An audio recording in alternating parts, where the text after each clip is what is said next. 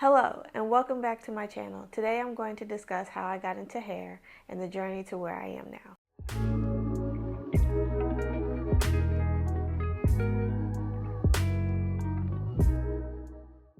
So, from the very beginning, when I was 10 years old, I saw my cousin braid hair and I thought it was so fascinating.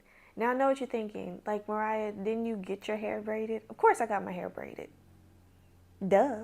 But actually watching my cousin braid hair was what made me so fond and fascinated with braiding hair.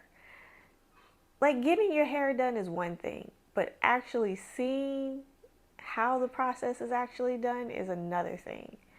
So, because I was fascinated with it, I thought, it's easy, it's simple. She makes it look so easy, so I can do it too. So I figured, why don't I just practice on the small Barbie doll head? Yeah, that little small head is what I started practicing on.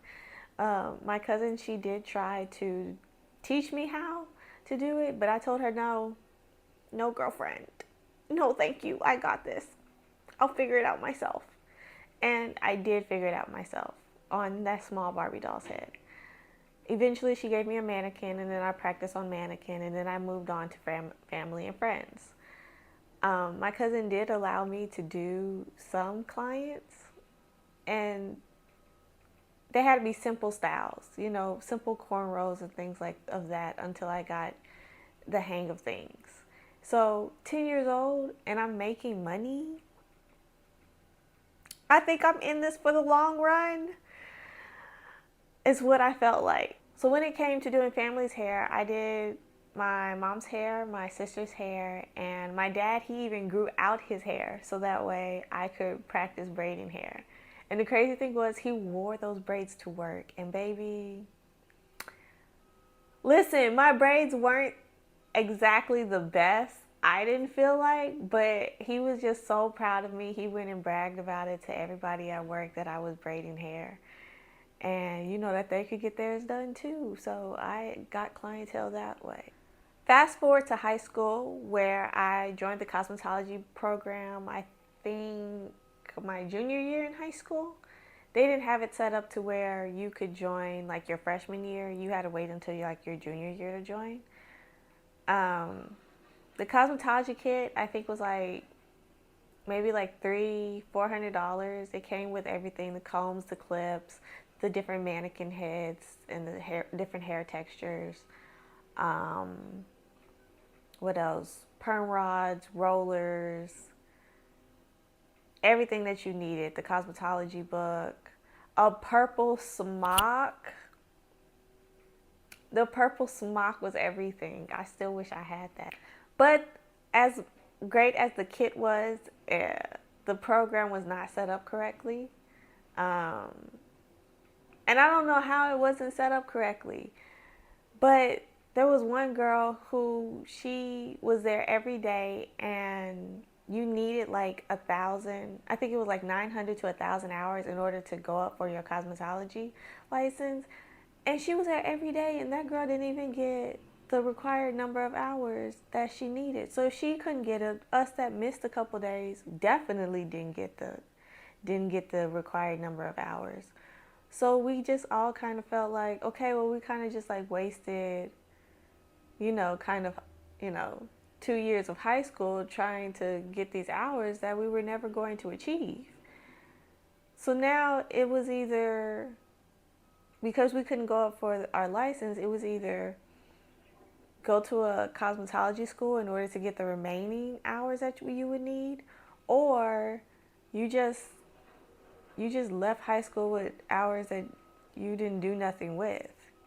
Now, the thing about going to a cosmetology college is that you need 1,500 hours, at least in Texas, in order to get your cosmetology license.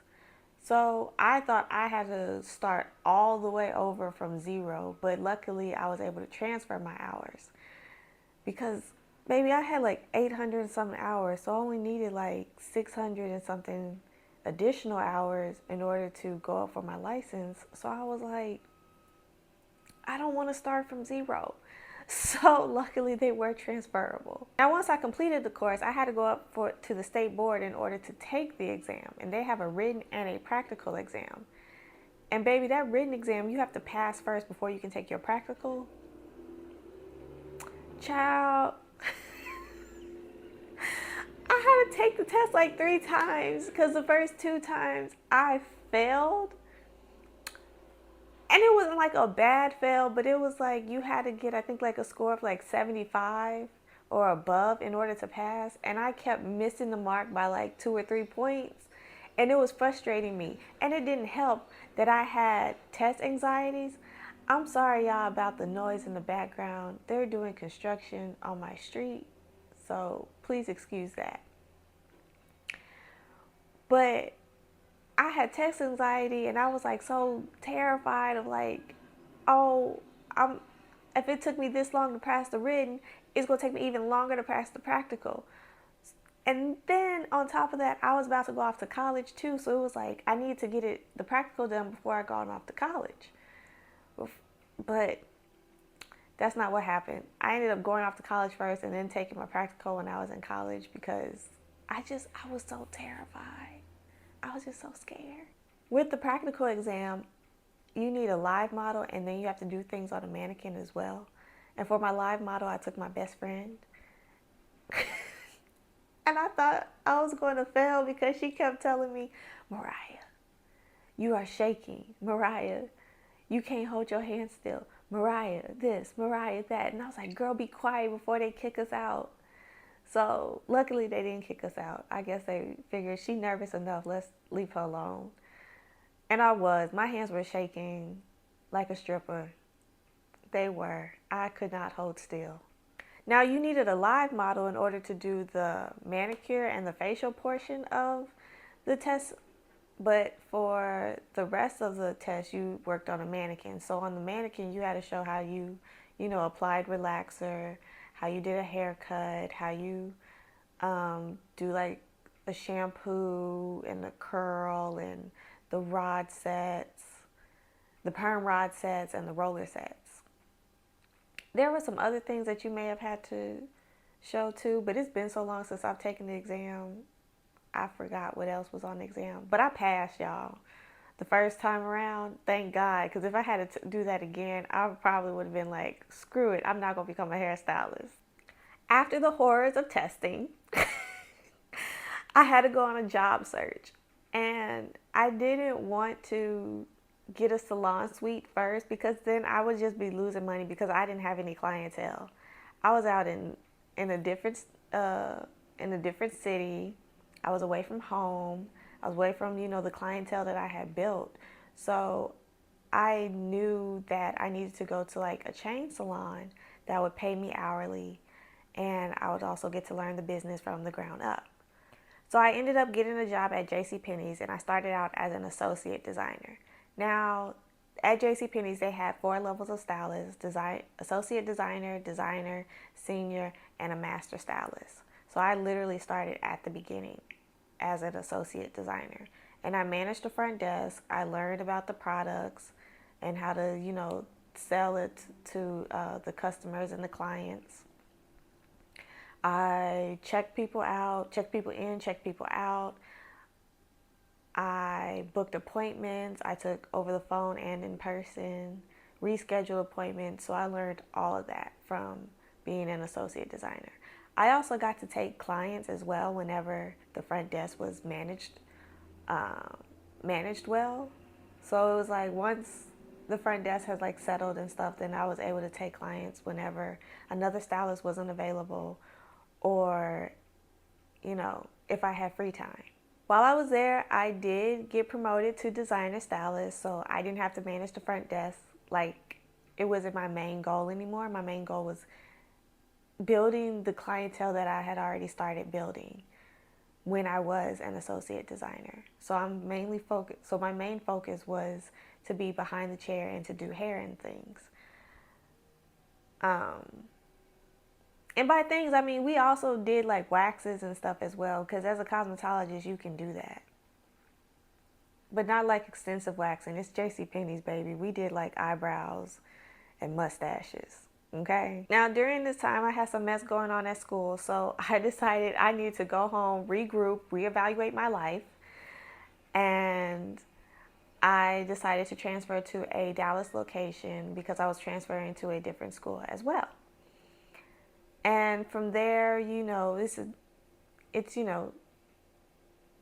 technically it was like a new city because, you know, I hadn't worked at this location, but it was really like a new job, new employees, new co-workers, new, manager and stuff like that or whatever. But I got to start out as a designer. I didn't have to start over as an associate designer again because I had already, leveled up at one point, which was a good thing because I didn't want to have to start all over again, especially when I had already made it to designer stylist. So, yeah.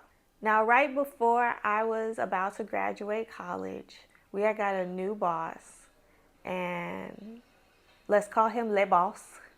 So Le Boss, he had told me after I had graduated, like, you have to go out to the floor and, get clients and stuff like that.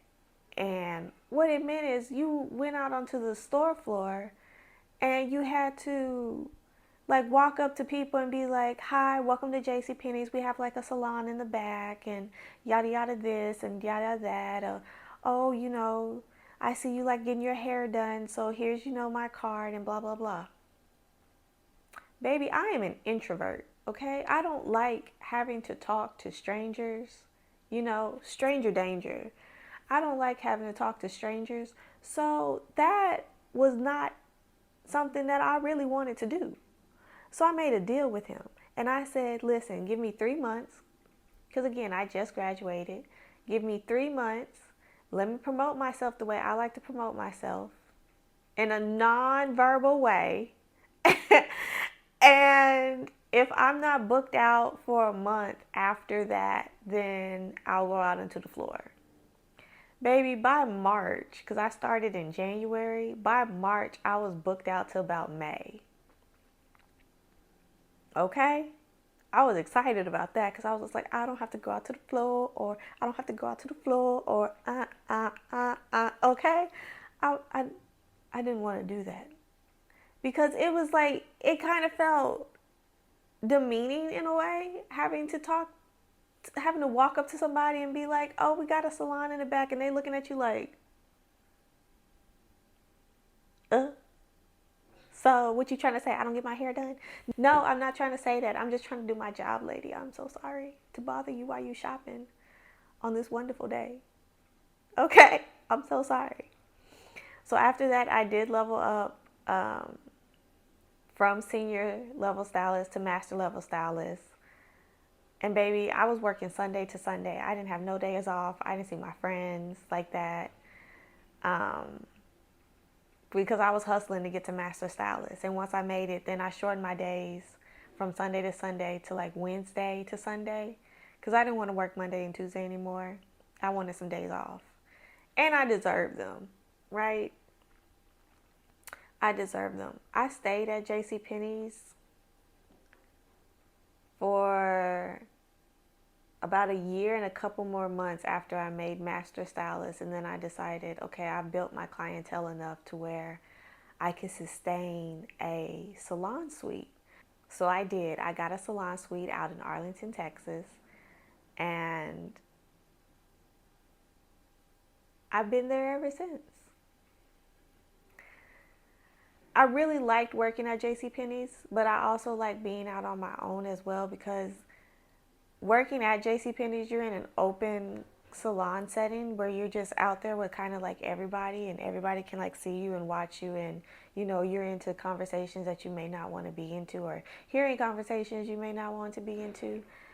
And being at a salon suite is vastly different because I can shut my door. I don't have to be bothered with anybody, and it could just be me and my client. It's more personal, and I get to know my clients a little bit better because a lot of my clients were introverts like me, and they didn't like talking, so we were just sitting there the whole time silent at JCPenney's, not really talking or saying anything.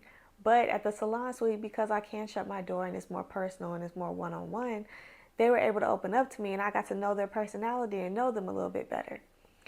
So If I had to choose which one was better, for me personally, I think that the salon suite is better for the introverted side of me, but you do kind of miss out on the social aspect of an open salon setting, if that makes sense.